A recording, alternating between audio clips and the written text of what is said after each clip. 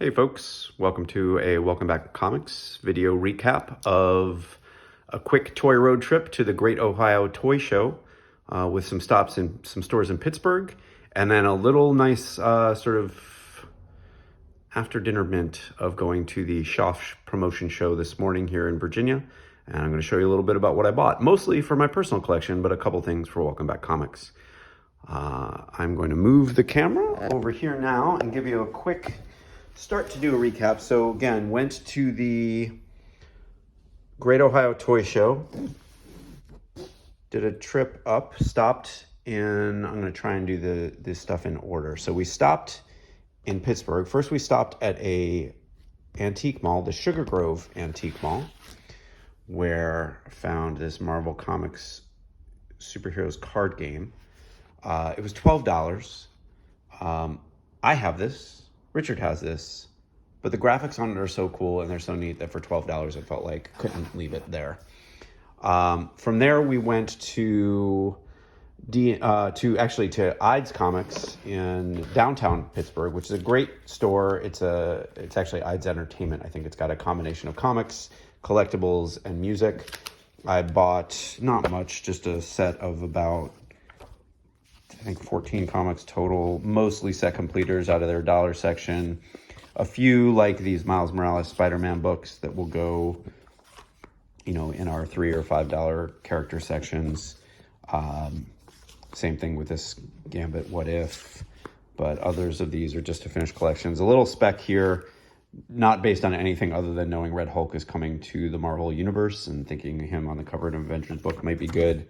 So again, bunch of books we bought just for $1, just to fill out sets or put out in our sort of $5 section. From there we went to D&E Collectibles, which for folks who know me know that D&E is one of my favorite comic book stores. Vintage toy stores. Unfortunately, I'd been there somewhat recently and they had not replenished or gotten any new collections of sort of vintage Marvel stuff. So nothing from D&E on this particular trip. From there, we stopped very briefly at a store, to be honest, I don't even remember the name of. We were driving to a place called Pop Culture and Comics, and on the way, it's a 10-minute drive from D&E, and on the way, we passed a little comics and game store, and in their dollar section, they had this Adventure Time with Fiona and Cake, which we will set and put out at our next show.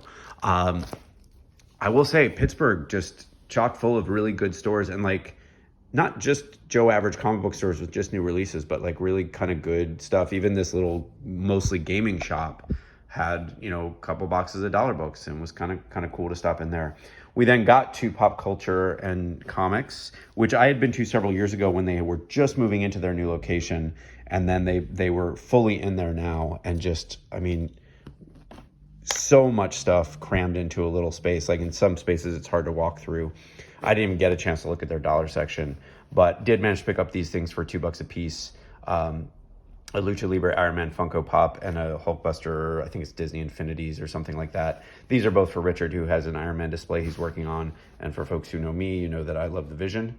And so this cute little guy for $2 couldn't pass him up. So that was it until the next day when we got to the Great Ohio Toy Show. This was super exciting. I had not been there. I'd really wanted to go. You can't flip your phone on the iPhone, so I hope I'm in frame and not too weird to look at right now. So I've been wanting to go to the Great Ohio Toy Show for a little while. The timing of this worked out well, and really, got on the road, got there. It's well worth the extra $5 admission, so it's $10 to get in at 8 versus $5 admission at 9 o'clock.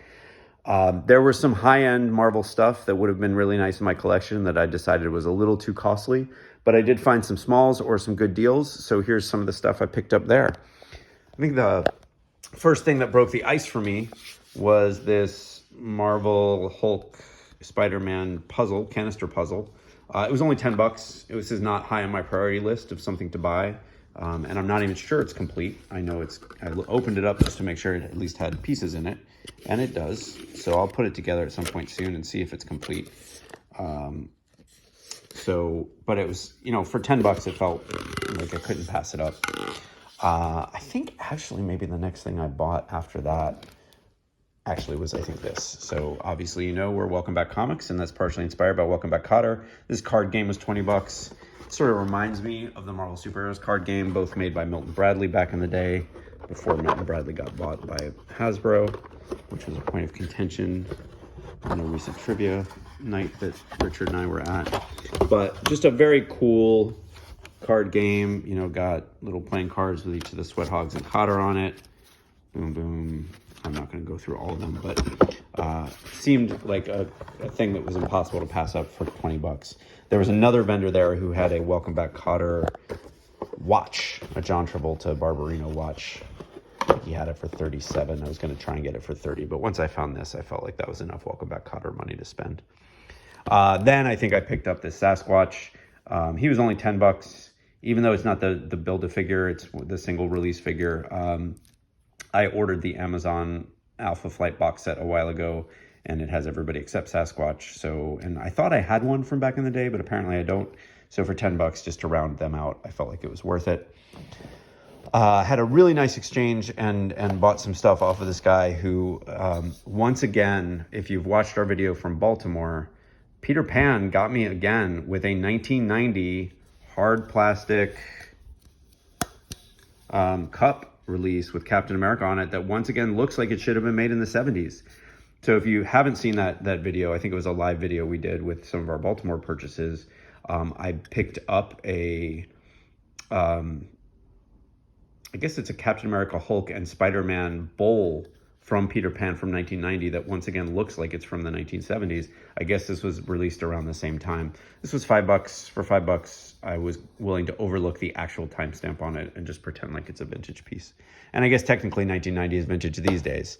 That same guy had these figures at a pretty reasonable price. I picked up, I believe he's Elkhorn and Warduke for 20 bucks. Given that they both have all of their accessories, although I do need to do a quick bit of repair on Elkhorn's shield. I've been sort of interested. I had Elkhorn, and I forget the name of the elf character from when I was a kid, but I can't find them right now. So I've been thinking about picking up, in part because I've gotten the Mini-Mate set from Dungeons and Dragons from the cartoon, and it kind of got me thinking about old D&D figures. So for cheap, I'm willing to pick these up. So these were 20 bucks a piece, but when I bundled them, I think they came to 45 or 50 when I individually.